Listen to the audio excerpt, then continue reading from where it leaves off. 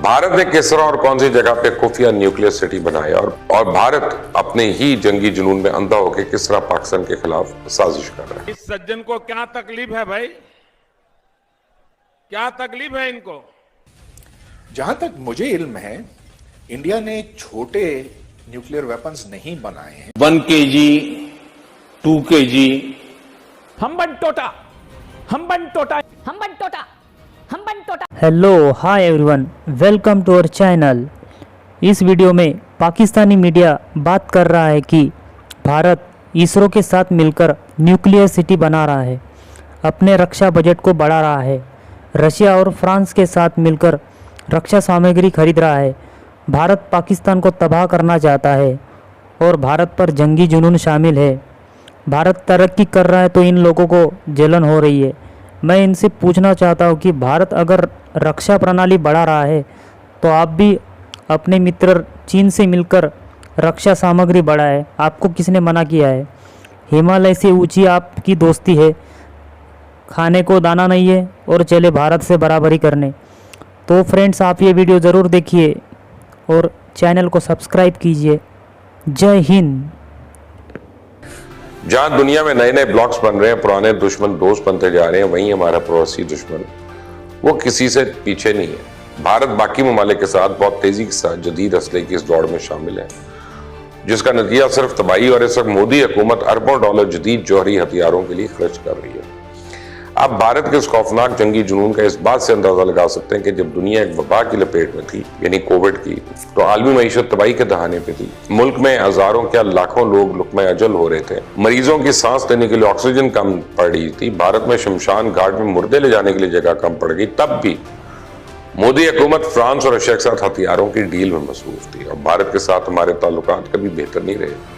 हमने जब जब अमन का बुलावा दिया, भारत ने हर बार हमारी पीठ में छुरा घोंपा, कभी कश्मीर के मसले पे, कभी पानी के मसले पे, हमेशा अमन की राह में रोड़े अटकाए। इस वक्त भारत के जंगी जुनून ने हर हद अबूर कर लिया। इसका सिर्फ एक ही मकसद है और वो है खित्ते में अदम तवाज़ुन करना, ताकि मुल्क में अफरा तफरी की फिजा पैदा और हम एक और जंग में उलझ जाएं।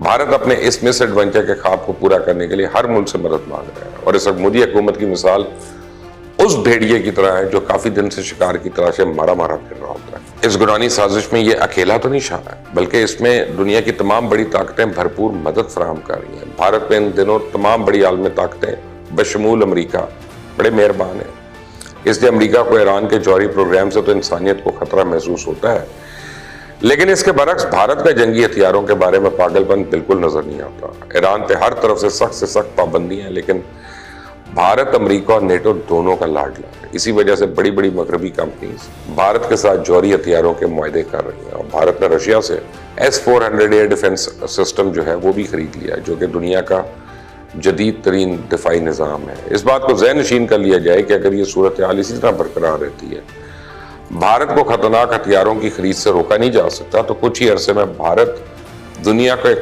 और नए और पहले से ज्यादा संगीन सिक्योरिटी बहरान की तरफ पुश कर देगा। भारत अमेरिका को यह बताता है कि चाइना हमारे लिए सिक्योरिटी रिस्क और इस बात का फायदा उठा के अमेरिका समेत दीगर यूरोपीय ममालिक से भी सस्ते दामों हथियार लेता है। भारत इसी चीज को बुनियाद बनाकर रशिया से न सिर्फ हथियार खरीद रहा है, बल्कि रशिया से सस्ता तेल भी ले रहा है। भारत अपने जंगी हथियारों का 2/3 हिस्सा जो है रशिया से लेता है।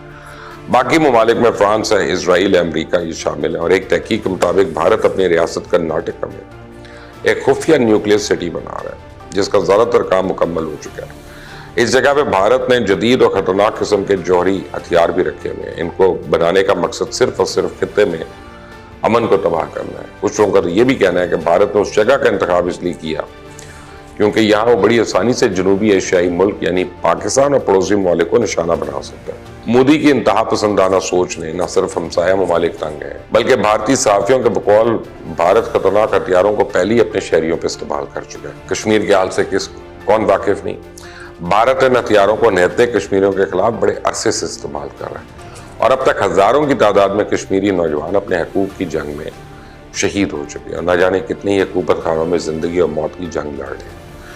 रवायती हथियारों में भारत जिस तेजी के साथ आगे बढ़ रहा है, इन हथियारों में इजाफा और ताकत का अदम तवाज़ुन भारत को पाकिस्तान के खिलाफ जारियत का मौका फराहम कर सकता है। इस बात का इम्कान है कि दोनों मुल्क किसी महदूद ही सही एटमी जंग में चले जाएं?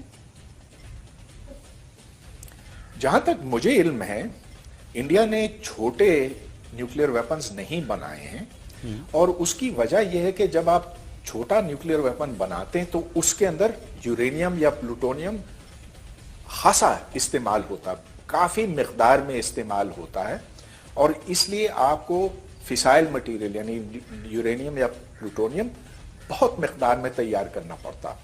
तो इंडिया ने मैदान जंग में लड़ने का साजो सामान नहीं तैयार किया है, मतलब ये कि एटमी साजो सामान नहीं तैयार किया है, पाकिस्तान ने किया है।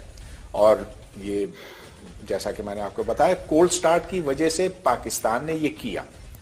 अब इंडिया का ये कहना है कि अगर एक छोटा सा भी एटम बम हमारे खिलाफ इस्तेमाल होता है, खा वो पाकिस्तान की सरजमीन पे हो या वो इंडिया के हुदूद के अंदर हो, ये एटमी जंग समझा जाएगा और इसीलिए इंडिया फिर अपनी पूरी ताकत से पाकिस्तान को पर हमला करेगा और उसके पास जितने भी न्यूक्लियर वेपन्स हैं वो सारे फिर इस्तेमाल में लाए जा सकते हैं। तो मैं समझता हूं कि जो टैक्टिकल न्यूक्लियर वेपन्स हैं, हाँ शायद आप कुछ टैंकों को तबाह कर सकें, लेकिन उसका जो नतीजा होगा, उसका जो अंजाम होगा वो ये कि मुकम्मल एटमी जंग छिड़ जाएगी। जमीन पर इस्तेमाल कर सकते हैं और इसी वास्ते इसका सोचो ही नहीं।